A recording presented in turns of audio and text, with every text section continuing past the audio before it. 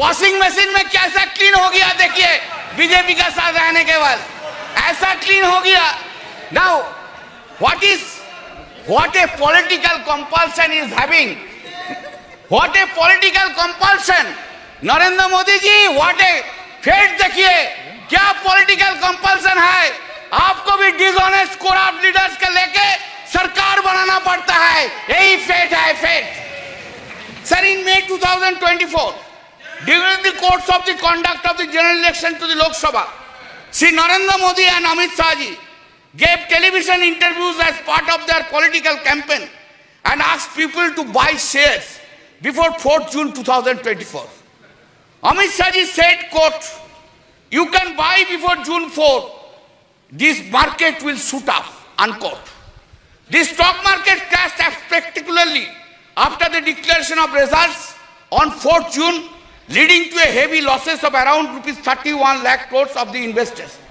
This modus operandi of this was that all the Godi media predicted more than 356 BJP seats led India in exit poll.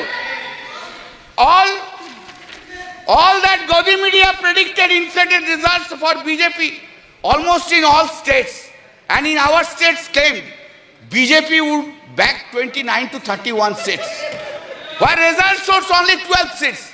Because of the prediction of the Godi media in the exit poll, the stock market saw an unprecedented rally on 3rd June. It is also important that the agency Axis My India was also hired by the BJP to conduct election survey for the party. आप लोग बहुत महिला के लिए बोलते हैं ना, कब गया, कब मणिपुर गया? अरे बसीरहाट के लिए तो बहुत कुछ बोला है, 3 लाख से वोट से ज्यादा से जीता। संदेशखाली के लिए तो बहुत से बोला है, रेखा जी को तो फोन करके बोला उधर खड़ा हो जाइए, एक बार नहीं गया। क्या प्रहलाद जोशी जी, एक बार प्राइम मिनिस्टर कोई वुमेन अफेक्टेड वुमेन को फोन करने नहीं बोलने सकता था? बेटी, तू देश का बेटिया है, तू मेरा बेटिया है, हम तुझको देखेंगे, ये बात बोलने नहीं सका।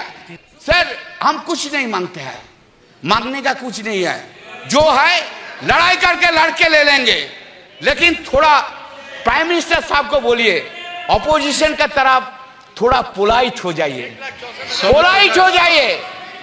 कैसे वो नींद में जाते हैं, इतना वेंजेंस लेके, इतना खिलाफ लेके, इतना नफरत लेके, ऑपोजिशन के लेके इतना नफरत कैसे नींद में चला जाता है। Thank you sir.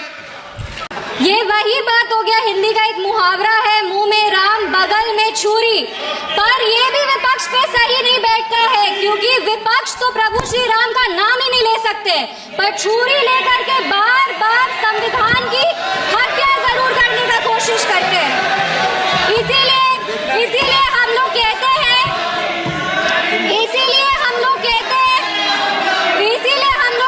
कि संविधान नेता के हाथ में नहीं, संविधान नेता के दिल में होना चाहिए।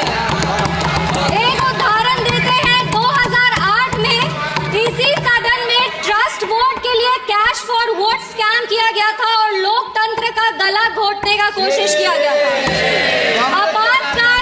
आपातकाल इमरजेंसी में जिस तरह से संविधान का चीरहरण हुआ था वो हम सब ने देखा था, और हम तो बिहार की बेटी हैं। बिहार के एक पुत्र थे जयप्रकाश नारायण जी, जिन्होंने इसी दिल्ली में रामलीला मैदान में राष्ट्रकवि रामधारी सिंह दिनकर की एक कविता पढ़ी थी, सिंहासन खाली करो कि जनता आती है। उसने कांग्रेस की जड़ों को हिला दिया था और भारत में एक नई क्रांति का आह्वान किया था। आज जब हम संविधान के 75वें वर्ष का उत्सव मना रहे हैं, तो हम नमन करते हैं संविधान के निर्माता डॉक्टर बाबा साहब भीमराव अंबेडकर जी का, जिन्होंने अपनी पूरे जीवन की सीख को इस संविधान के निर्माण में लगा दिया। लेकिन कांग्रेस ने उनका अपमान करने से वो कभी नहीं चूके। जिस संविधान सभा सेंट्रल हॉल में संविधान पे चर्चा हुई, संविधान लिखा गया, उस सेंट्रल हॉल में बाबा साहब की चित्र तक को इन्होंने लगने नहीं दिया। इनके कार्यकाल के 2 प्रधानमंत्री ने खुद भारत रत्न लिया सर मैम, लेकिन बाबा साहब को भारत रत्न नहीं देने दिया। मैं नमन करती हूँ उन सभी संविधान सभा के सदस्यों का, जिन्होंने 2 साल 11 महीने और 17 दिन में इस संविधान को आकार दिया। बिहार के इस देश के पहले राष्ट्रपति और संविधान सभा के अध्यक्ष डॉक्टर राजेंद्र प्रसाद जी का और संविधान सभा के सबसे पहले अध्यक्ष सच्चिदानंद सिन्हा जी का, जिन्होंने मिलकर के इस संविधान के निर्माण में अपनी पूरी जीवन लगा दी। संविधान, विपक्ष को कहना चाहेंगे, संविधान सिर्फ आर्टिकल्स और प्रिंसिपल्स नहीं है, ये एक ग्रंथ है। ये आम आदमी का भरोसा है, ये आम आदमी की आस है। ये इस देश के नागरिक को वो महसूस कराता है कि वो स्वतंत्र है, सशक्त है और सुरक्षित भी है। इस संविधान की ताकत ही है कि आज इस 25 साल की युवा महिला सांसद इस सदन में महिलाओं की आवाज बनी है। ये संविधान की ताकत है कि इस देश के सबसे उच्च पद पर एक आदिवासी समुदाय की महिला विराजमान है।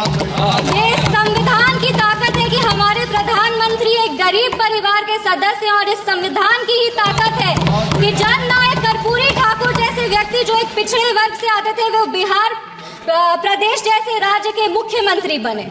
पर अब जब बिहार की बात कर रहे हैं तो हम जरूर इस सदन के संज्ञान में लाएंगे कि विपक्ष दल का एक शासन आया था जब बिहार में जंगल राज आ गया था।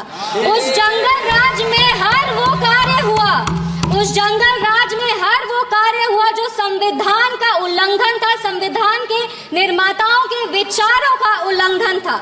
बिहार उस समय दंगों और अपहरण का गढ़ बन गया था।